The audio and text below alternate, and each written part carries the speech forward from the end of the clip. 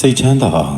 နေတတ်တဲ့သူရဲ့အပူကိုပွားပြီးတော့နေနေတဲ့သူတွေရဲ့ဆိုပြီးတော့လူနှမျိုးနှစ်စားရှိတယ်ဘယ်သူတွေကစိတ်ချမ်းသာအောင်နေတာလဲဆိုတော့အခြေခံအပြင်ပြောမယ်ဆိုရင်တော့ဖြစ်ပေါ်လာသမျှအရာတွေကိုအစဉ်သင့်လက်ခံနိုင်တဲ့သူမျိုးပေါ့ပြောင်းလဲခြင်းတလောက်ပြောင်းလဲအဲ့ဒီပြောင်းလဲမှုတွေကိုအမှန်တိုင်းပဲလက်ခံထားပြီးတော့အဖြေကိုတိတိကျကျပြန်ထုတ်တတ်တဲ့ပုံကိုမျိုးတွေဟာစိတ်ချမ်းသာအောင်နေတတ်ကြတယ်ဥပမာသူ့ဘောမှာလူတစ်ယောက်ကသစ္စာဖောက်တယ်အဲဒီလိုသစ္စာဖောက်သွားတာကိုဒေါသတွေနဲ့ပြန်ပြီးတော့မတုံ့ပြန်နေတော့ဘူးကိစ္စရက်တွေကအမြဲတမ်းကိုဖြစ်ချင်တယ်လို့မဖြစ်ကြအောင်ပြတ်တော်မယ်ဆိုလို့ရှိရင်တားထားလို့မရဘူးပြတ်သွားတာအဲ့ဒီသဘောကိုကောင်းကောင်းနားလည်ထားတဲ့သူတွေကပြတ်ချင်လဲပြတ်ပါစေတော့ပြတ်သွားမှတော့ဘာမှလည်းပြန်လို့မရတော့ဘူးသူ့အတိုင်းသာရှိပါစေတော့ဖြစ်ပြီးသွားတာကိုဖြစ်ပြီးသွားတဲ့အတိုင်းသာထားလိုက်တော့နောင်ဒီလိုမဖြစ်စေရဘူးဆိုအခုလက်ရှိကိုယ့်ဘောမှာမကောင်းတဲ့သူကမကောင်းလှုပ်သွားပြီဖောက်ပြန်တဲ့သူကဖောက်ပြန်သွားပြီကိုယ့်ဘောမှာစော်ကားမော်ကလှုပ်တဲ့သူကလည်းလှုပ်ပြီးသွားပြီဒါကိုဒီဘဝဒီညနဲ့ပဲပြီးစေတော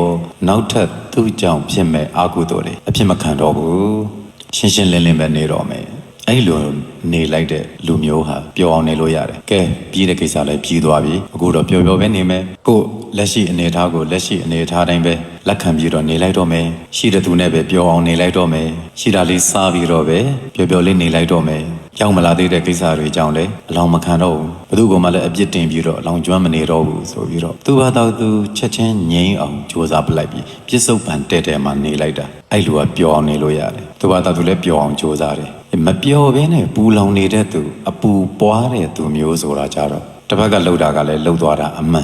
်ဒါပေမဲ့မပြီးနိုင်ဘူးဒါကိုပြန်ပွားတာတလနေလို့လည်းမပြီးတစ်နှစ်နေလို့လည်းမပြီးဒေဂာနေတီကိုလောင်ကျွမ်းမှုပွားသွားတာမမေ့နိုင်ဘူးမကောင်းတဲ့သိရတာနဲ့ဒီမကောင်းတဲ့သူကိုပဲတဝဲလေသူ့အကြောင်းပဲပြန်ပြောနေတာမျိုးသူ့အကြောင်းကိုပဲပြန်တွေးပြီးတော့အပူပွားနေတဲ့သူမျိုးဘယ်သူငါပေါ်မကောင်းဘူးဘယ်သူကငါပေါ်မကောင်းဘူးငါကကောင်းရဲ့သားနဲ့ငါပေါ်လှုပ်ရက်သွားတယ်ကြည်စံတွေ့တဲ့သူတိုင်းကိုလည်းပြောလောင်ကျွမ်းတာအပူသေးအဲ့လိုဘယ်တော့မှမပြောနိုင်ဘူးပြစ္ဆုတ်ပံမှာမနေနိုင်ဘဲနဲ့လွန်သွားတာတွေကိုပဲပြန်တွေးပြီးတော့သို့မဟုတ်လွန်သွားတဲ့အကြောင်းတွေကိုပဲပြန်ပြီးတော့အာယုံယူနေတဲ့လူမျိုးပြစ္ဆုတ်ပံမှာလည်းမနေဘူးအခုလောလောဆယ်သူ့အနာမှာသူ့အကိုအကျိုးဆောင်ပေးနေတဲ့လူတွေကိုကြတော့သူစိတ်ချမ်းသာအောင်ထားမပေးဘူးအတိတ်ကသူ့အပေါ်မကောင်းတဲ့သူတွေသူ့အပေါ်မှာတစ္ဆာဖောက်သွားတဲ့သူတွေဒီလူတွေနဲ့ပတ်သက်ပြီးတော့ပဲလောင်ကျွမ်းပြီးတော့မျက်နှာကြီးအမြဲပုတ်မျက်နှာကလက်ရှိနေရာမှာမရှိဘူးလက်ရှိနေရာမှာပြုံးပြရမယ်သူတွေကိုတော့သူပြုံးမပြနိုင်ဘူးလက်ရှိအချိန်မှာ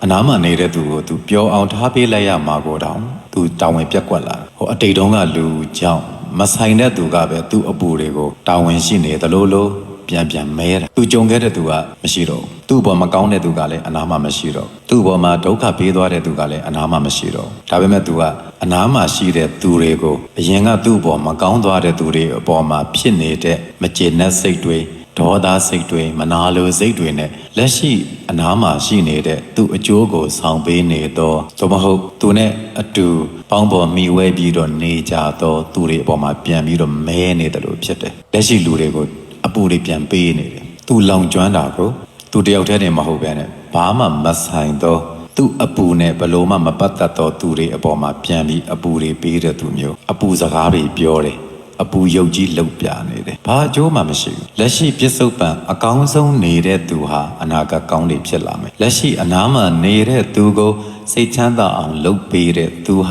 ာလက်ရှိစိတ်ချမ်းသာရမယ်အနားမှာနေတဲ့သူကိုအခုပြုံးပြရင်သူပြုံးတာကိုရမယ်အနားမှာနေတဲ့သူနဲ့အခုချစ်ခင်နေရင်အဲ့ဒီချစ်ခင်ခြင်းဆိုတဲ့ပျော်ရွှင်မှုလေးနဲ့နေရမယ်အခုအနားကလူကိုချစ်လို့ရရတာနဲ့ဟိုအတိတ်ကလူကိုလွမ်းပြအတိတ်ကလူနဲ့ပတ်သက်ပြီးလောင်ကျွမ်းပြအနားကလူကသူနဲ့လည်းဘာမှမဆိုင်ပဲနဲ့သူ့အပူတွေကိုလက်ဆင့်ကမ်းယူနေရအဲ့လူမျိုးတွေဘယ်တော့မှမအေးချမ်းဘူးဘယ်တော့မှလည်းမပြောနိုင်ဘူးပြောနိုင်တယ်ဆိုတဲ့သူတွေကပြီးသွားတာတွေကိုပြီးသွားတဲ့အတိုင်းမေ့ပလိုက်တာဖျောက်ပလိုက်တာအဲ့ဒါကိုတန်ရောစင်ပြက်လှကြီးလားရက်ဆက်လှကြီးလားလို့တခိုးကလူပြန်ဟစ်ဆိုတဲ့အတိုင်းပြန်ပြီးတော့ဘေးကဘာမဆိုင်ညမဆိုင်လူတွေရဲ့အပြစ်တင်တာတွေကိုဂရုစိုက်မနေနဲ့အဲ့လူတွေကလည်းသူတို့မခံရလို့အဲ့ဒါတွေကိုဂရုစိုက်မနေနဲ့ကိုယ့်အပေါ်မကောင်းတဲ့သူကမကောင်းတဲ့လို့လှုပ်သွားတဲ့အတွက်ကြောင့်ကိုယ်လည်းပဲအခုနေသင့်တဲ့အတိုင်းနေလိုက်တာကောင်းတင်တာတွေကိုကောင်းပေးပြီးသွားပြီသစ္စာရှိတင်တာတွေကိုလည်းသစ္စာရှိပေးပြီးသွားပြီ ကိုယ့်ဘောမကောင်းသွားတဲ့သူတွေကကိုယ့်မြတ်တာနဲ့မထိုက်တန်ဘူးလို့ပဲစဉ်းစားကိုယ့်မြတ်တာကိုလောလောဆယ်ထိုက်တန်တဲ့သူတွေကိုစပ်ပေးသွားရင်ဖြင့်ဒီနှလုံးသားထဲမှာလောင်ကျွမ်းမှုအစားလက်ရှိပတ်ဝန်းကျင်မှာမြတ်တာပေးရင်းနဲ့မြတ်တာပွားတဲ့စိတ်ဖြစ်အောင်ကြိုးစားရင်းနဲ့ပျော်ပျော်နေလက်ရှိအနားမှာရှိတဲ့သူတွေကိုစိတ်ချမ်းသာမှုတွေပေးပြီးတော့ပျော်ပျော်နေရင်ထဲမှာဟိုလူမကောင်းတာလှုပ်သွားပေမဲ့သူနဲ့ပတ်သက်တဲ့လောင်ကျွမ်းမှုကိုလက်မခံပဲလက်ရှိလူတွေနဲ့ပတ်သက်ပြီးဖြစ်မဲ့မေတ္တာကရုဏာမုဒိတာဥပေက္ခဆိုတဲ့ပြမစိုးတရား၄ပါးကိန်းအောင်ကြိုးစားသွားရင်ဖြင့်ပြစ္ဆုတ်ပန်တိုင်း